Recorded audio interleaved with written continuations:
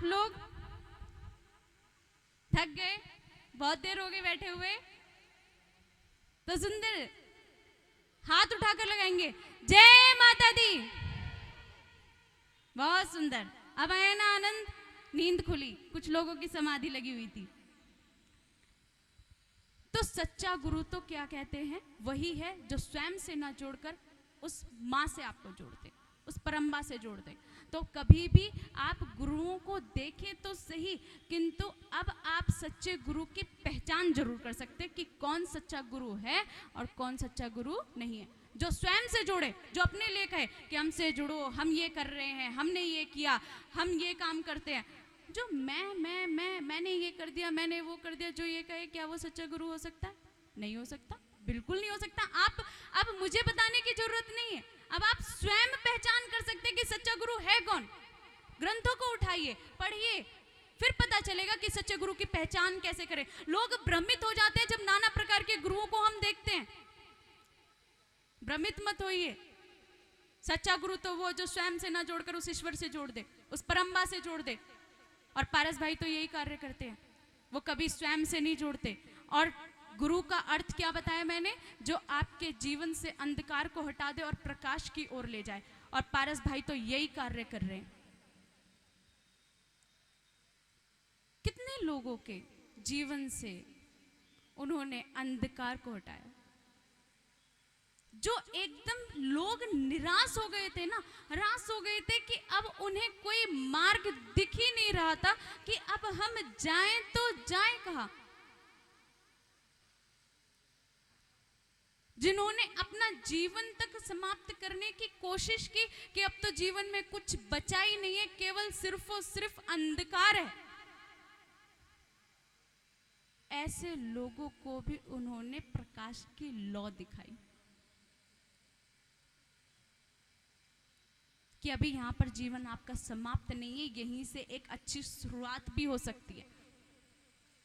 गुरु का काम ही ये होता है, जब जीवन हमारा पूर्ण रूप से अंधकार की ओर जा रहा हो और उसमें कोई प्रकाश दिखा दे, एक लौ दिखा दे, वही गुरु होता है, वही सच्चा गुरु कहलाता है, जो अंधकार से हमारे जीवन को प्रकाश की ओर ले जाए।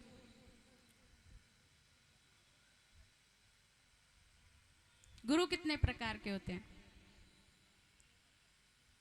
अगर देखा जाए तो देखो, गुरु 3 प्रकार के होते हैं। जब हम गुरु की बात कर रहे हैं तो गुरु के बारे में आप सुन ही लीजिए। गुरु 3 प्रकार के होते हैं। कौन कौन से? एक को हम कहते हैं पुरोहित, पुरोहित गुरु। एक होते हैं हमारे शिक्षा गुरु और एक हमारे होते हैं दीक्षा गुरु। पुरोहित कौन होते हैं? पुरोहित गुरु हम उन्हें कहते हैं कि जैसे ही हमारे घर में किसी बालक का जन्म हुआ या फिर किसी की मृत्यु हो जाती है, उस समय में, शुभ समय में, विवाह आदि में और नामकरण संस्कार में जब हम किसी को बुलाते हैं, जो वो हमारे पुरोहित, जो हमारे मतलब परिवार में पीढ़ी दर पीढ़ी चले आ रहे होते हैं, उन्हें हम अपना पुरोहित मानते। वो हमारे कौन होते हैं? पुरोहित गुरु होते हैं। जो हमारे बच्चे का नामकरण संस्कार करते हैं, विवाह आदि कराते हैं, वो भी गुरु होते हैं। उन्हें क्या कहते हैं? पुरोहित गुरु कहते हैं। एक गुरु ये हो गए। दूसरे गुरु कौन से होते हैं? फिर कहा शिक्षा गुरु होते हैं। हमारे जीवन में शिक्षा गुरु कितने भी हो सकते हैं, अनगिनत हो सकते हैं। जिससे हमें कोई अच्छी शिक्षा मिल जाए, वही शिक्षा गुरु है हमारे लिए। और भागवत में आपने पढ़ा ही होगा, भागवत आपने सुनी भी होगी, तो उसमें दत्तात्रेय महाराज का वर्णन आता है, जिन्होंने अपने पूरे जीवन में कितने 24 गुरु बनाए थे, किंतु कैसे? शिक्षा गुरु थे वो। तो शिक्षा गुरु तो कितने भी हो सकते हैं, जिससे हमें सुंदर शिक्षा मिल जाए, वही हमारे लिए गुरु। जब बालक स्कूल जाता है तो वहां पर जब हिंदी के अलग, इंग्लिश के अलग अलग अलग टीचर्स होते हैं, वो सब गुरु ही तो हैं। अलग अलग विषयों की हमें जानकारी दे रहे, वो हमारे गुरु ही तो हैं। किंतु कौन से गुरु? उन्हें हम कहते हैं शिक्षा गुरु। जीवन में कितने भी शिक्षा गुरु बना सकते हैं हम, कितने भी बना लीजिए आप जीवन में शिक्षा गुरु, उसमें कोई आपको आपत्ति नहीं है, ना किसी को, कितने भी बना सकते हैं। किंतु जब गुरु की व्याख्या कर रहे हैं, गुरु के बारे में हम सुन रहे, तो एक बात सुन लीजिए। देखिए, एक गुरु हमारे हो गए कौन कौन से, जो हमारे पीढ़ी दर पीढ़ी चले आते हैं, जो हमारा नामकरण संस्कार और विवाह संस्कार करते हैं। ध्यान से सुनना मेरी बात, फिर कभी भ्रमित मत होना, गुरु को लेकर कभी भ्रमित मत होना। अगर आपने सुन लिया तो फिर आप गुरु के बारे में कभी भ्रमित नहीं होंगे।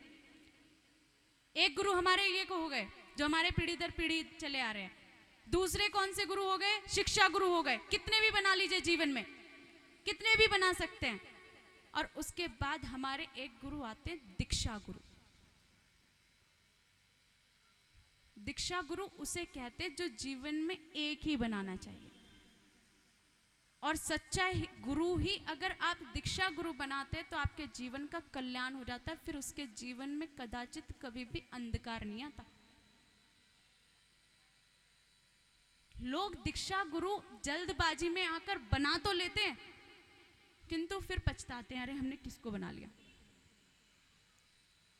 पहले गुरु को देख तो लो, सच्चा गुरु कौन है।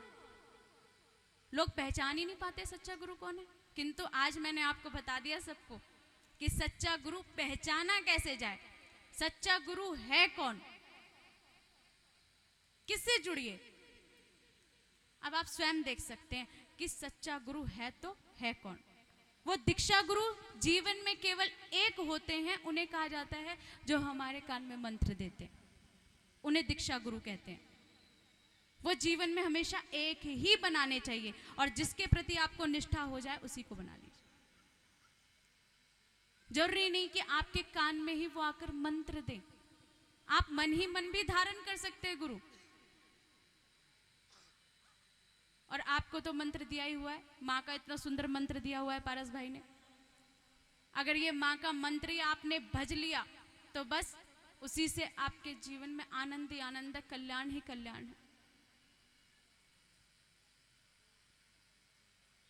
तो पारस भाई जो गुरुजी हैं वो कार्य क्या कर रहे हैं, हमारे कल्याण के लिए ही तो कार्य कर रहे हैं। जन कल्याण के लिए ही वो नित्य प्रतिदिन कोई ना कोई कार्य, वो नित्य नया कार्य करते जा रहे हैं। एक बड़ी सुंदर बात बताने जा रही हूं। हमारे जो पारस भाई गुरुजी हैं वो कर्म योगी श्रृंखला है एक, आप सभी उस कर्मयोगी श्रृंखला से जुड़ सकते हैं, उसमें सहयोग कर सकते हैं। अब बात यहां आती है कि ये कर्मयोगी श्रृंखला है क्या, हम उससे क्यों जुड़े। कर्मयोगी श्रृंखला वो श्रृंखला पारस भाई ने बनाई है जिसमें हमारा पूरा, देखिए जब समाज कल्याण की बात आती है ना, तो वो एक व्यक्ति नहीं कर सकता समाज का कल्याण, और ना एक व्यक्ति से समाज बनता है। समाज कब बनता है, जब बहुत सारे व्यक्ति हो, तब एक समाज बनता है। और जब हम कोई समाज कार्य करते हैं तो समाज कार्य के लिए भी सभी व्यक्तियों का सहयोग होना भी अत्यंत आवश्यक है, तभी तो आप कोई कार्य कर सकते हैं समाज के लिए। अब आप कोई सोचे कि मैं अकेला ही समाज का कल्याण कर दूं, तो ऐसा क्या संभव हो सकता है? कोई अकेला व्यक्ति समाज का कल्याण कर सकता है? यह संभव नहीं हो सकता, कदाचित नहीं हो सकता। अगर आप समाज का कल्याण चाहते हैं तो उसमें तो आप सभी का सहयोग होना चाहिए।